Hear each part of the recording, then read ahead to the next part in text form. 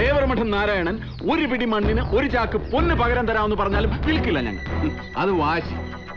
അപ്പൊ അത് വിറ്റ് കാശ് വാങ്ങലല്ല നിന്റെ ലക്ഷ്യം. ആരാധനാലയത്തിന്റെ വിശുദ്ധിയോടെ ഞങ്ങൾ സംരക്ഷിച്ചു പോരുന്ന ഞങ്ങളുടെ പെരുമാൾപുരത്ത് നിനക്ക് കൂത്താട്ടം നടത്താൻ ഒരു ആഫീസ് തുറക്കണം. അത് നടക്കില്ല മനേഗിരി. നടക്കും, നടത്തി ഞാൻ കാണിക്കാൻ നാരായണ. അതെന്റെ മണ്ണാണെങ്കിൽ. നിന്റെ മണ്ണ് ഓർമ്മയിലെ ബാല്യത്തിൽ അത് എന്റേതായിരുന്നു. അതിന്റെ ഉടമസ്ഥാവകാശം കൈമറിയുന്നത് അച്ഛന്റെ മരണശേഷമാണ്. ആ കളി എനിക്കിതുവരെ മനസ്സിലായിട്ടില്ല. എന്താ എന്താ എന്താ അച്ഛന്റെ മരണം? എങ്ങനെയുള്ള മരണം? 1000 പൂർണ്ണചന്ദ്രന്മാരെ കണ്ട് 84 ആണ്ട് സ്വസ്ഥ ജീവിതം നയിച്ചിട്ട് കണ്ണടഞ്ഞ മരണമോ? കുത്തിക്കൊന്നതല്ലടാ നീ എന്റെ ഏട്ടനെ. കുറച്ചു നേരമായി ഞാൻ കേൾക്കുന്നു നിന്റെ ഗർവാണം. ആരാധനാലയം പോലൊരു നാട്, സ്വന്തം അച്ഛനെ കുത്തിക്കൊന്ന നീയാണോ അവിടുത്തെ പ്രതിഷ്ഠ?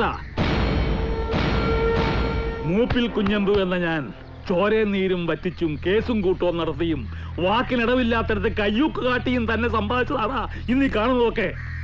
അതിലൊരു പങ്കിയാ വിറ്റുന്ന് വരും, ആർക്കെങ്കിലും ദാനം കൊടുത്തു വരും.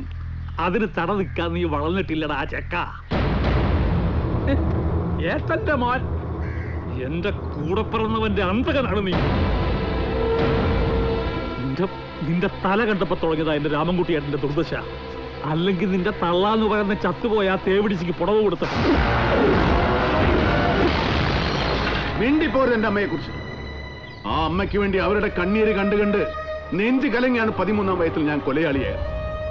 എന്റെ അമ്മയെ അധിക്ഷേപിച്ചാൽ അതേത് ആനപ്പുറത്തിരിക്കുന്ന കുബേരനായാലും ജന്മി തമ്പുരാനായാലും മേടിക്കും എന്റെ ഇന്ന്. കുഞ്ഞമ്പൂ നായരെ പറയുന്നത് നാരായണനാണ്. ഒന്നുകൂടെ കേട്ടോ. സഭ കൂടിയവർക്കും മറുപക്ഷത്ത് ആയുധമെടുക്കുന്നവർക്കും പടകുട്ടി പന്നം കെട്ടി വരാം. പെരുമാൾപുരത്തിന്റെ ഗോപുരവാതിലിൽ നാരായണൻ എന്ന ഞാനുണ്ടാവും.